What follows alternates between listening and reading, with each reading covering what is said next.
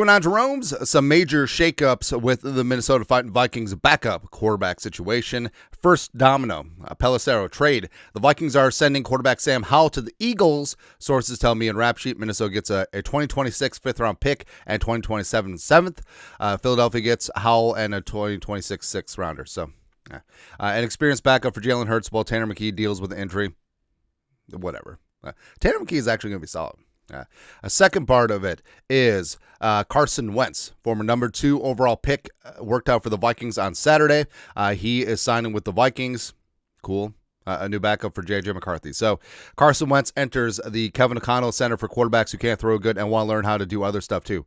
Plus, how bad do you have to be for Kevin O'Connell just to give up on you? And for anyone who's been paying attention, Howell just has not been good, whether in preseason, whether in practice over the last month. He's just been erratic. He's been Nick Mullins without the likability. He's been full on Nick Mullins. Like, hey, someone is scoring 4 touchdowns a day, and it's going to be the defense.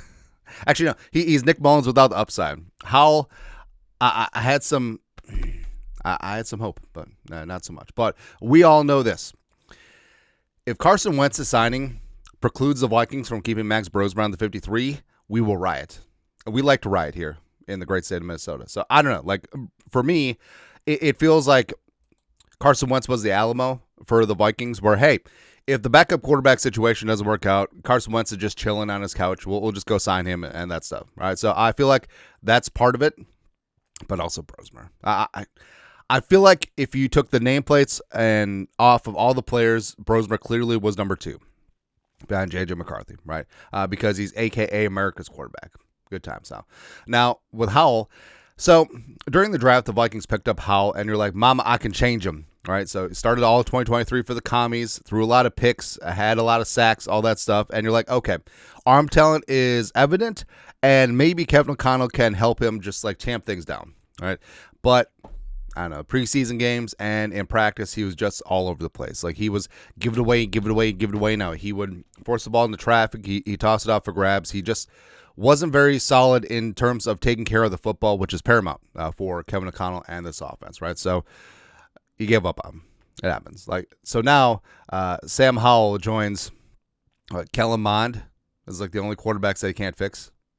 I don't know. But NDSU's pride, Carson Wentz. So, hey, we signed a former NDSU highly drafted bust. Which one, Trey Lance or Carson Wentz? I don't know. And Wentz, he came in to the league as number 2 pick behind Jared Goff back in the day, and just didn't work out, right? So, actually, he was fine until he tore his, was ACL? He had a knee injury, 2017. Actually still made second-team All-Pro for the Eagles that shall remain nameless that season.